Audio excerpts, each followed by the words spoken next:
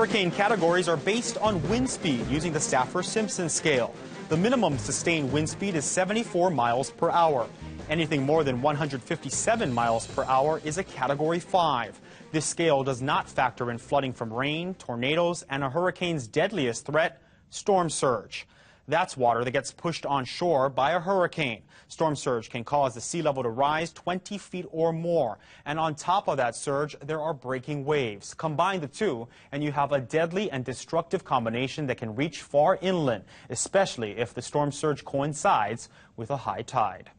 We should all be prepared for natural disasters, but are there certain areas of the state that could see more damage or destruction when the next hurricane hits? KITV4 meteorologist Paul Drews takes a look at the most vulnerable places in the islands. Hurricane winds can be powerful enough to rip off roofs and knock down poorly built or aging homes. A strike from a hurricane like Iniki could leave areas with the incredible destruction Kauai saw after that storm made landfall. But it doesn't take a direct hit from a major hurricane to cause major problems. If there's a lot of overhead utilities, if there's a lot of trees in the area, you can expect a lot of debris problems, a lot of those, your environmental conditions, the trees are going to become missiles with very strong winds. Those strong winds become even stronger as you go up in height with a hurricane. Our prediction is for near surface conditions. The winds are going to be higher if you're living in a high-rise and in the upper floors, and so that's something to be aware of. While damage from winds will be more focused along the storm's path, the effects of heavy rain will be more widespread. During a tropical cyclone, there's no way around it. There's going to be a lot of rain. Areas that flood on a frequent basis could end up underwater in a soaking cyclone. For flash flooding, it's the usual spots that we know that even in smaller storms have problems. In a tropical cyclone situation, you can just magnify by the amount of these torrential amounts of rain that are going to occur. Many may be gearing up for the next big one to hit Hawaii, but the wettest hurricane was only a small Category 1 storm that never even made landfall. Instead, it stayed offshore and soaked the state, dumping over 50 inches of rain on Kauai over 4 days. While the remnants of a tropical storm moved over the Big Island back in 2000 and flooded windward spots with up to 3 feet of rain in just 24 hours, which shows that powerful storms are not the only problem. A slow-moving system is able to dump even more downpours over rain-soaked areas. The rains are going to be torrential and coming from different directions. It's just going to be, quite a bit of runoff, quite a bit of flooding.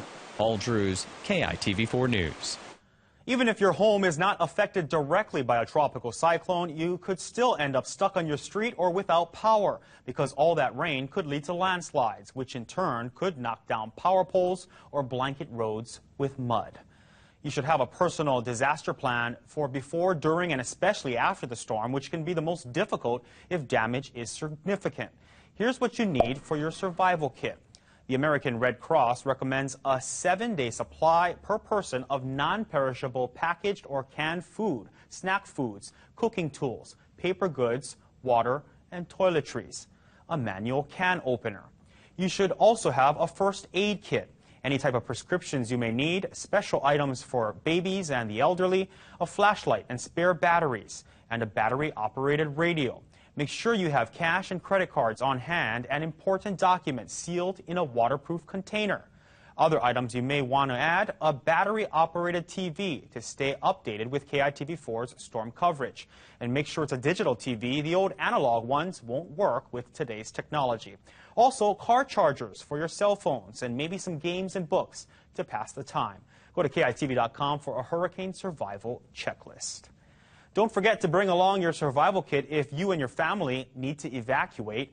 Other items you may want to take: a sleeping bag and blankets, a complete change of clothing, and personal hygiene supplies. Before you leave, turn off your electricity, gas, and water at the main circuit valves. And take the time now to make an evacuation plan. That's because State Civil Defense says Hawaii is short on hurricane shelter space and is asking the public to use shelters as a last resort. If you have to go to the shelter, Civil Defense says new shelter requirements were implemented in 2006. The shelter standards that we use are designed to stand up to Cat 4 winds and objects that are propelled up to 105 miles an hour.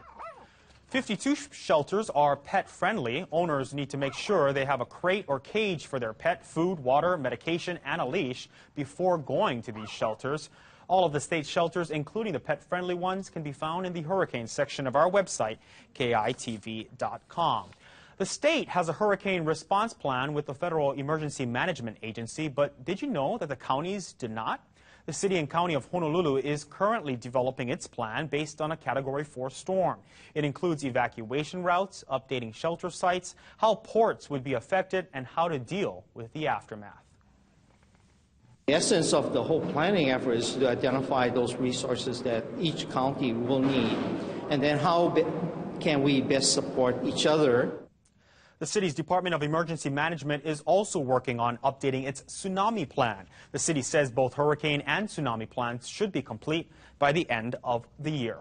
Here's a concern for everyone. One strong gust of wind from a hurricane could knock out power to thousands. Hawaiian Electric says power may not come back on immediately after the storm is over. If there's damage, that may require crews to do an assessment to make sure power can be restored safely. If poles and lines are down, HECO says it has to make sure circuits are ready to be energized. HECO says the company's priorities during a power outage are to get electricity back as quickly and as safely as possible. And without power, you can't pump gas, so don't forget to fill up when a tropical storm or hurricane watch is issued. You may also want to call your nearest gas station to find out if they have a generator to power their pumps during an outage. During natural disasters, it's very likely that hospitals will fill up with injured patients. The Queens Medical Center is the state's only designated trauma center.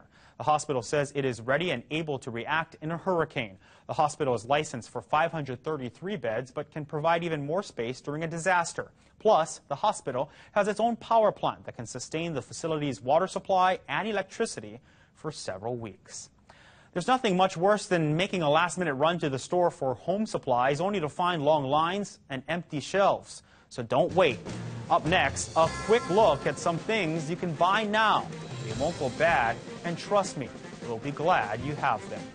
And new age technology means you need some new age preps. We'll show you how to get ready for a storm in this digital age.